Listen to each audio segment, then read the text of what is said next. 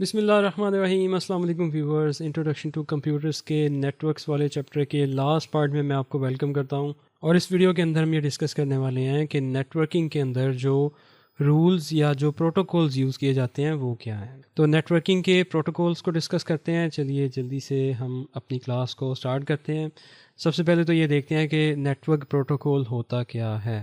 A network protocol is a set of rules that determine how data is transmitted, received and interpreted across a network.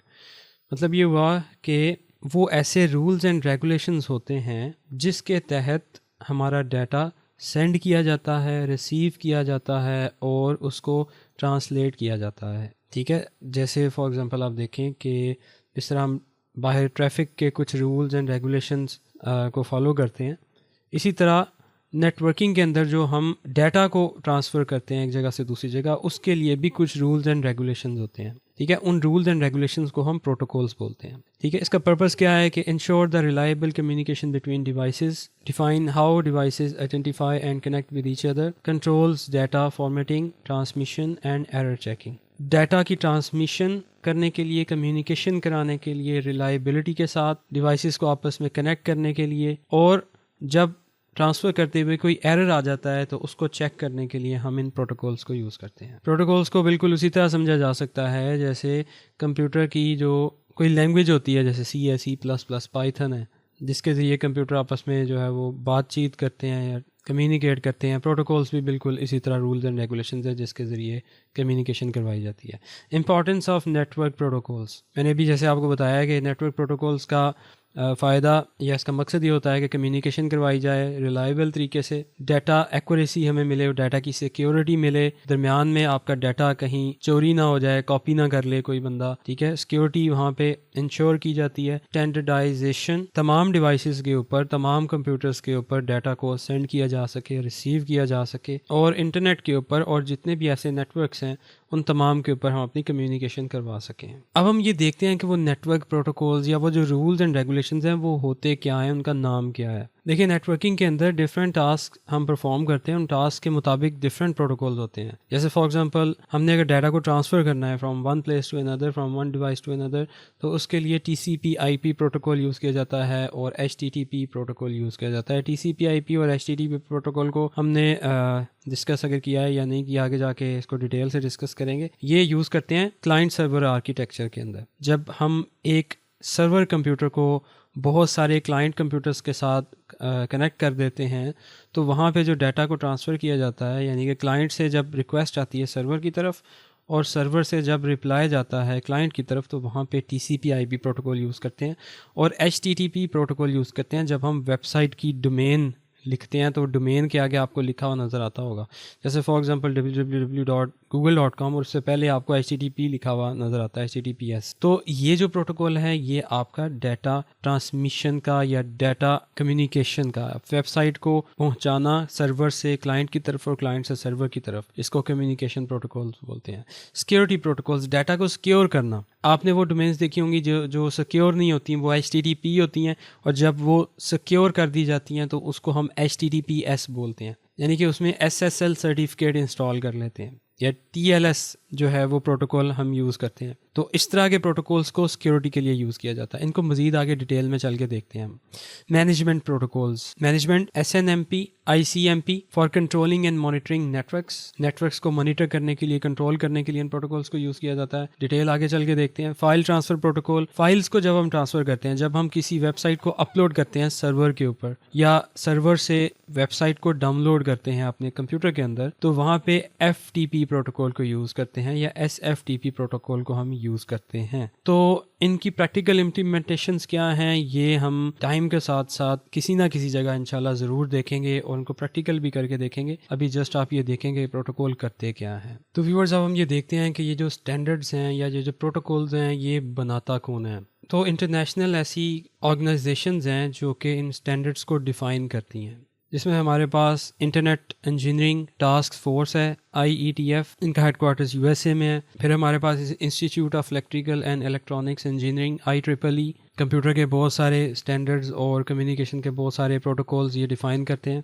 इनका headquarters USA में है। International organisation for standardisation ISO ये भी Geneva Switzerland में है। International telecommunication union इसका headquarters भी Geneva Switzerland में है। और इस तरह की बहुत सी ऑर्गेनाइजेशंस हैं जो कि कंप्यूटर के इस तरह के स्टैंडर्ड्स को या प्रोटोकॉल्स को डिफ़ाइन करती हैं और इसको इम्प्लीमेंट करवाती हैं पूरी दुनिया में। तो अब हम ये देखते हैं कि TCP/IP या ट्रांसमिशन कंट्रोल प्रोटोकॉल या इंटरनेट प्रोटोकॉल ये क्या है। TCP/IP प्रोटोकॉल जो है वो क्लाइंट सर्वर आर्किटेक्चर में हम यूज़ करते हैं। जब हम अपने कंप्यूटर से कोई भी वेबसाइट को ओपन करते हैं या एक्सेस करते हैं तो वो रिक्वेस्ट जाती है सर्वर पे और वहाँ से वो वेबसाइट या वो वेब पेज लोड होता है हमारे कंप्यूटर में, तो इसे TCP/IP प्रोटोकॉल बोलते हैं। इस प्रोटोकॉल के ज़रिए ये रिक्वेस्ट जाती है और वापस आती है। Most widely use protocol suite TCP breaks data into the packets and ensures delivery. अब कोई भी पेज जब कोई भी रिक्वेस्ट या कोई भी जो हम यहाँ से रिक्वेस्ट भेजते हैं सर्वर के ऊपर या सर्वर से जो रिस्पॉन्स आता है तो वो छोटे छोटे पहले डाटा को पैकेट्स में डिवाइड कर देता है और उसके बाद उन पैकेट्स को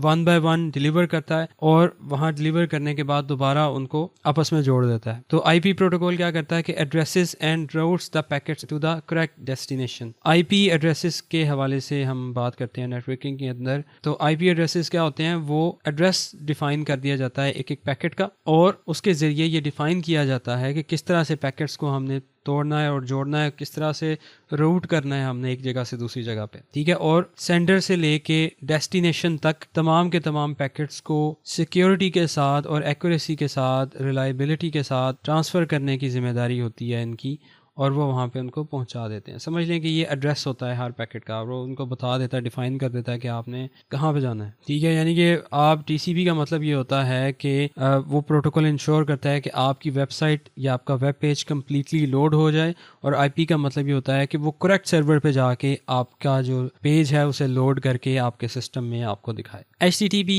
and HTTPS hyper text transfer protocol. अब ये ऐसा प्रोटोकॉल है जिसके ज़रिए वेब पेजेस को ट्रांसफ़र किया जाता है इंटरनेट के ऊपर।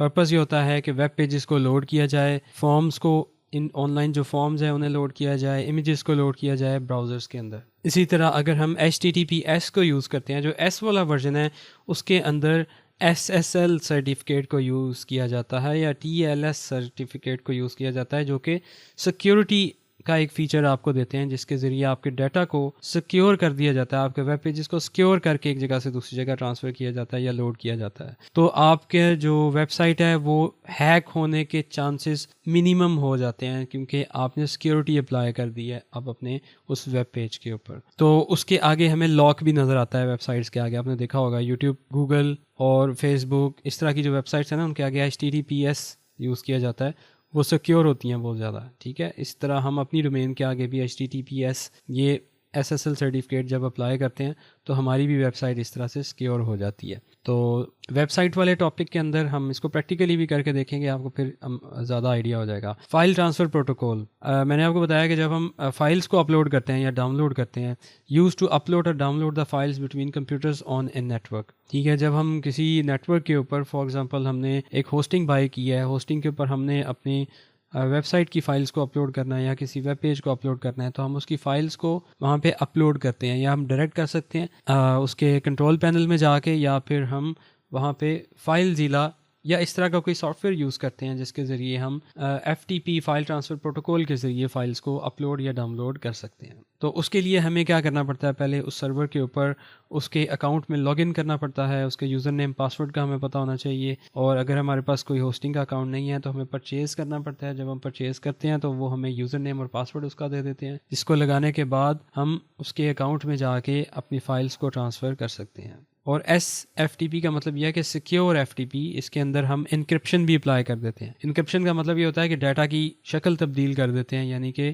उसको सिक्योर कर देते हैं। फॉर सिक्योरिटी रीजंस हम डाटा को चेंज करके भेजते हैं एक जगह से दूसरी जगह और फिर वहाँ जाके उसको दोबारा डिक्रिप्ट कर लिया जाता है। पहले इनक्रिप्ट करते हैं, फिर डिक्रिप्ट करते हैं, उसके बाद हमारा जो ओरिजिनल डाटा या ओरिजिनल फाइल है वो हमारे सामने आ जाती है। अब हम वो प्रोटोकॉल्स देखते हैं जिसके ज़रिए हम ईमेल्स करते हैं। तो SMTP simple mail transfer protocol, emails को सेंड करने के लिए इसको यूज़ किया जाता है। जीमेल यूज़ करते हैं हम, अपने बिजनेस ईमेल यूज़ करते हैं या याहू ईमेल यूज़ करते थे, اور اس کے علاوہ اور جتنی ای میلز ہیں اس کے ذریعے جب بھی ہم ڈیٹا کو سینڈ کر رہے ہوتے ہیں یا ریسیو کر رہے ہوتے ہیں تو وہ SMTP پروٹوکول کے ذریعے ہم سینڈ کر رہے ہوتے ہیں. POP3 یا POP3 post office protocol version 3 اس کو یوز کیا جاتا ہے کہ سرور سے جب ہم ای میلز کو ڈاؤن لوڈ کرتے ہیں تو اس پروٹوکول کو یوز کیا جاتا ہے.